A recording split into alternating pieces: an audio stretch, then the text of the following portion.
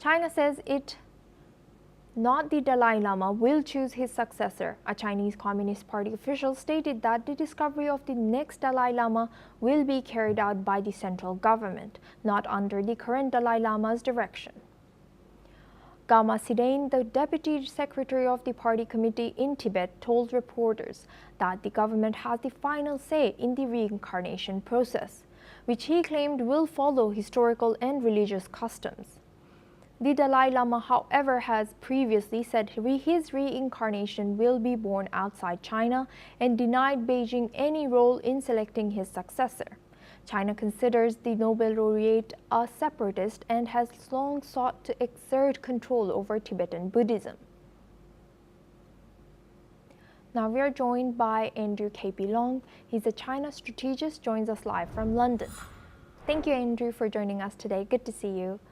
Now, looking at this news, what potential consequences could this disagreement have on China's international image and its relations with countries like India, where Tibetan refugees are very prominent? Well, of course, this is a very complicated and historical, a lot of historical background.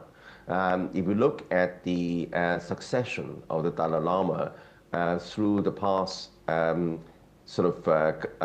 couple of centuries, dating back to the Qing dynasty, under the Qianlong emperor, the Dalai Lama succession was, of course, approved by the Qing government, following a tradition involving the drawing of lots in a golden urn, U-R-N, drawing lots from a golden urn. Of course, there is a role played by the Panchen Lama, the second leader. So these are traditions have been going on for quite a long time, dating back, as I said, to the Qing dynasty, to the Emperor Qianlong. And of course, that there are a number of, because of historical circumstances, there are a number of departures where this tradition was not followed. And then the current Dalai Lama, of course, resulted in the separation, exile to India. And there was a great deal of conflict between those who follow the current Dalai Lama and the Chinese government's position.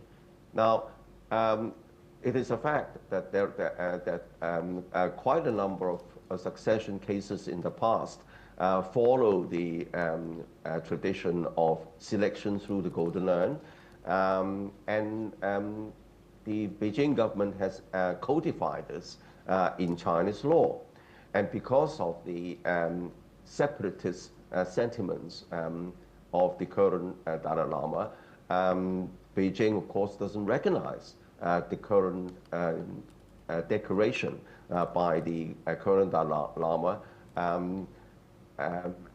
wanting to centralize all the decisions in himself, in his trust. Now, of course, the Tibet is a very, very important province for China. It's a huge territory, lots of natural resources, and of course, it's a cause of conflict with India, because the original territory of Tibet was separated, was a big part of it in the southern Tibet was a hive of by British India. British India at the time invaded that part of Tibet, but this separation of that part of Tibet has never been recognized by China, even before the founding of the People's Republic of China. And of course now it's never recognized that that part belonged to India in the first place. And hence these border disputes and so on. So this is very complicated and mixed with the separation of the separatist sentiment of the current Dalai Lama. It is a hot potato. Now, another dimension, of course, if you look at history, Tibet always, it is quite a difficult terrain.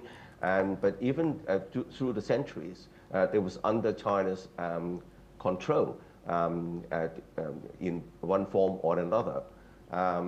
They always pay homage to the Chinese government.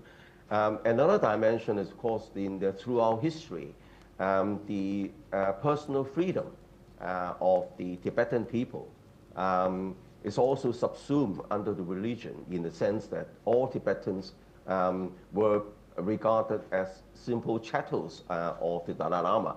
They have got no rights to their personal body or their own property. Everything belonged to the Dalai Lama.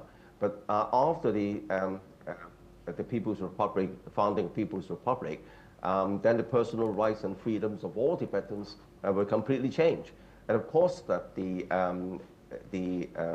conflict also infringes on the Tibetan religion in terms of their homage to the Dalai Lama. But of course, there is no doubt that the lives of the Tibetan people have been completely changed for the better, in terms of life expectancy, in terms of possession of their own properties, their personal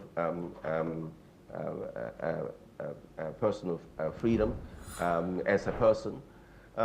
So I think that there are a number of conflicts on that count as well. Now, the current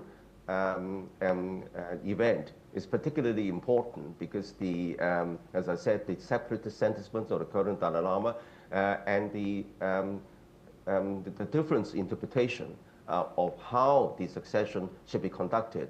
But the fact remains that the succession has already been codified by Chinese law and is still